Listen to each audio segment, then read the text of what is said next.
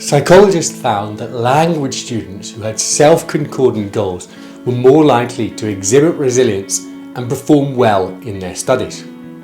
A self-concordant goal is one that aligns with your intrinsic motivations and your core values. An example of a self-concordant goal in the context of language might be wanting to learn Italian because you're interested in the culture, or wanting to learn your spouse's first language. Or maybe you've taken on the course because you like the challenge and you think learning a language will be intellectually stimulating. It contrasts with extrinsic goals like wanting to get an A or learning a language because you think it will look good on your CV.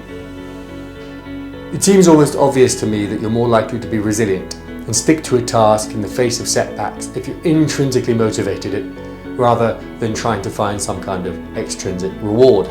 But what I found most interesting about the research is that they asked the students about their self-concordant goals at the beginning of the semesters. The students were able to articulate their intrinsic interests. Having a vague intrinsic motivation isn't enough. You need to specify it to yourself. It can be difficult to put a finger on exactly what it is that motivates you. I find that all motivations tend to fall under one of three: performance, experience, or relationships. That framework may help you understand what your own motivations are. When I kayaked the Northwest Passage, I specifically articulated my intrinsic motivations to myself. I didn't say we could set 2 world first records if we complete this. Instead, I said I'm here because I want to be immersed in nature and I want to have an experience of camaraderie. Those fall under experience and under relationships.